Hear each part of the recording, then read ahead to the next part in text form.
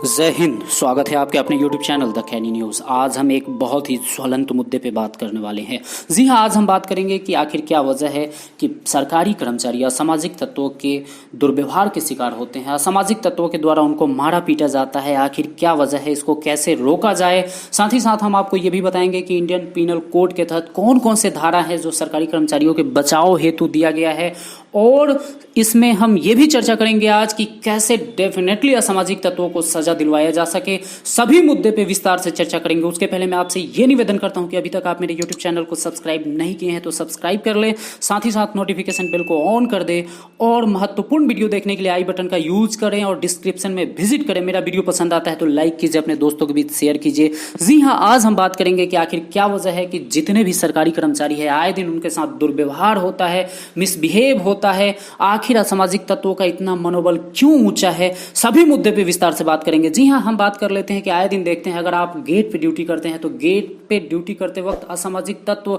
आए दिन आपको उल्टा पुल्टा बोलते हैं, आप शब्द करते हैं, मारपीट के घटना को अंजाम देते हैं। यहाँ तक कि आपको जो है सो कि जान से भी कई हमारे गेटमैन साथी को मार दिया गया है। उसके अलावा बात करते हैं, अगर आप ट्रैक पे ड्यूटी करते हैं, पेट्रोलिंग करते हैं, तो पेट्रोलिंग करने के दौरान असामाजिक तत्व आपको जो है सो कि उल्टा पुल्टा शब्द कहते हैं और जान से भी मार देते हैं। स्टेशन मास्टर भी सुरक्षित नहीं है, ये सरकारी कर्मचारी कार्यालय वाले वो भी सुरक्षित नहीं है। इनकी बात छोड़िए, जो सुरक्षा की जिम्मेवारी जिनके कंधे पे है, जी हाँ, खाकी वर्दी भी सुरक्षित नहीं है, उनके साथ भी दुर्व्यवहार हो जाता है। आखिर क्या वजह है कि असामाजिक तत्वों का इतना मनोबल हाई है और हमारा सरकारी कर्मचारी का मनोबल इतना नीचे गिरा हुआ है? इसके पीछे सिर्फ एक ही कारण है, प्रशासनिक फेल्योर। जी हाँ, प्रशासन आईपीसी के जो धारा दिए गए हैं सरकारी कर्मचारियों के लिए उसका सही से इस्तेमाल नहीं कर पाता, जिसके वजह से जो प्रशासन है उसको भी भुगतना पड़ता है, फिर भी उसके अलावा उसके बावजूद भी वो लोग इंप्लीमेंट नहीं कर पाते हैं। जी हाँ, आज हम बात करेंगे कुछ धारा जो कि आपके बचाव के लिए दिया गया है वो क्यों नहीं यूज होता है।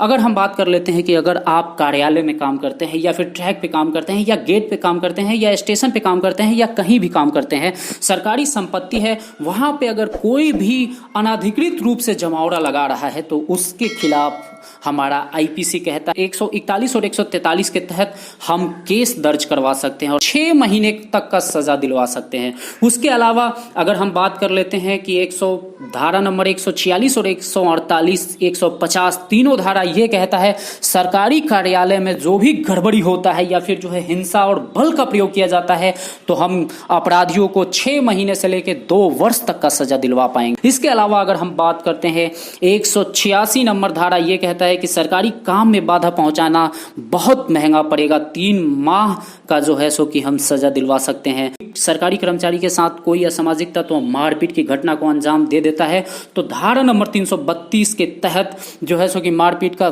घटना दर्ज करवा के 10 साल तक का सश्रम सजा का प्रावधान है, हम दिलवा सकते हैं। धारा नंबर 354 की अगर बात किया जाए तो सरकारी काम में रुकावट डालने वाले को 2 साल तक की सजा दिलवा सकते हैं। अगर हम बात करें धारा नंबर 378 और 79 तो इसमें भी सरकारी दस्तावेज का अगर चोरी कोई कर लेता है या फिर नुकसान पहुंचाता है तो वहां 3 वर्ष का जो है सो कि सजा हम लोग दिलवा पाएंगे।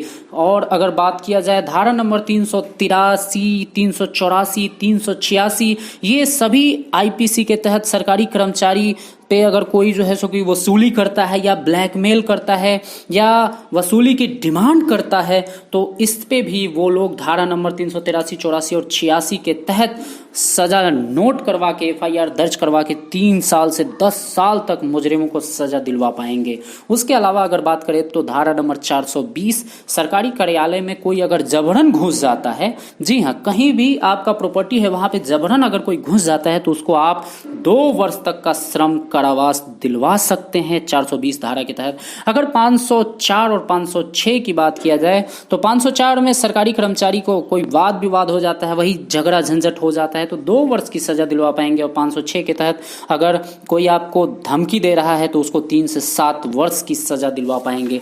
जी हाँ, इस तरह से बहुत सारे धारा हैं जिसका आप उपयोग करके अपने जीवन की सुरक्षा कर सकते हैं और उनको जो मुजरिमों है उनको जो है सजा दिलवा पाएंगे। 323 कहता है जानबूझ के अगर कोई आपको चोट पहुंचा रहा है तो उसको सजा दिलवा पाएंगे 2 साल तक का।